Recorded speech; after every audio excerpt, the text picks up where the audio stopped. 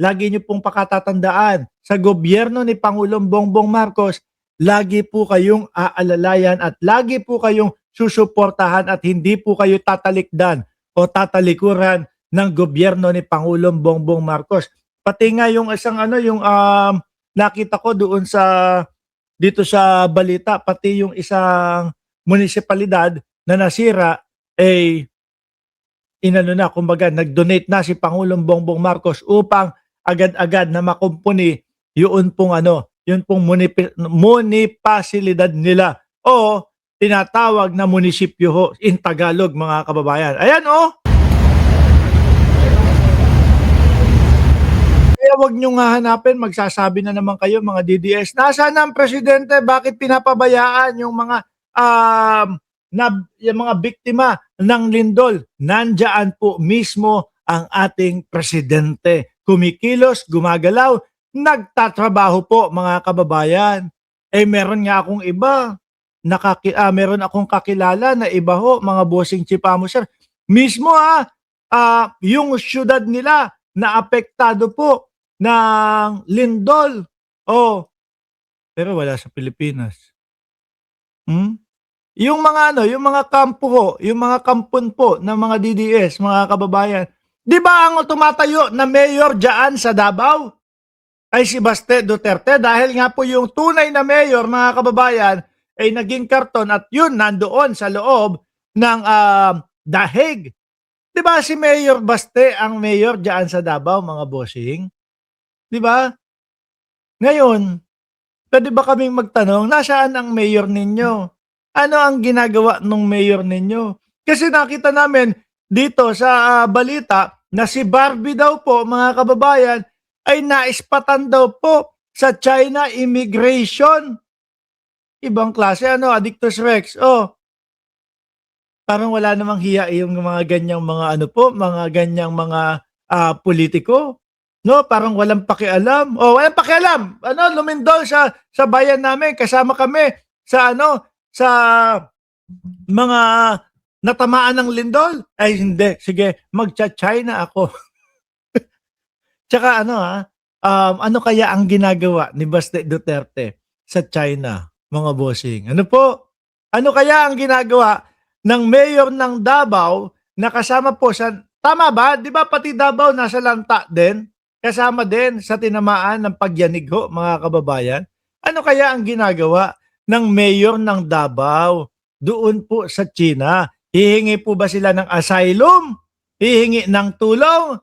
Dahil nalalapit na din po talaga naman ang paglilitis at nalalapit na po yung impeachment versus Inday Sara Duterte, mga kababayan. Baste Duterte, asan ba yan? Baste Duterte naispatan sa China. Ayun talagang immigration. China immigration. Davao Occidental Boss Mark, wala sa city. Sabi ni Annalyn Ando, papatir.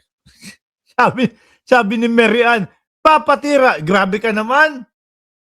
Makapapatira ka naman kay Baste Duterte. Anyway, mga bossing chipamo sir. Yan po ang pagkakaiba. Yung nasa naman yung vice presidente. Para naman kahit papaano makapagpalubag loob, para naman po makapagpalubag loob doon sa mga nasalanta. Pero hindi, parang wala po silang lahat, mga boss chipamo sir. Yan ang kahibahan po ng ating mga namumuno sa ating bansa, mga bossing. Okay, alisin na natin si Barbie. Ang hilig ng pamilya nila, yung mga maggagala po at walang pakialam. At tapos tipong yung mga trolls nila o yung mga ka-DDS nila ang maghahagilap, maghahanap sa Pangulo. Nasaan ang Presidente Marcos? Bakit walang ganito? Bakit hindi pumunta doon sa mga nasalanta ng lindol? Samantalang sila talaga. Sabi ni Rosewin Isidro, meron din po sa Davao City, andoon yung sister-in-law ko. 7.3 daw po ang magnitude. 7.3 magnitude doon sa Davao, Tapos etong mayor nila, liwaliw lang. Etong mayor nila, puro gala lang. Di ba, Ma'am Elena Garcia? Iwanan na natin si Barbie. Hayaan nating makapag-enjoy po, mga kababayan. Si Barbie ng Davao. Wala tayong magagawa. hangang-hanga sa kanila, eh.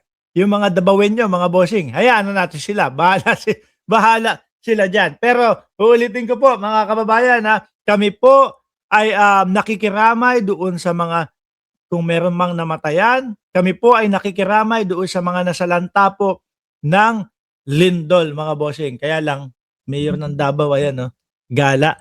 Ngayon, no, mga kababayan, ngayon, tumungo tayo dito. Kasi binabanatan po ng mga DDS si Rapi Tulfo. Dahil po dito sa picture na ito, mga boss chief amo, sir. Ano?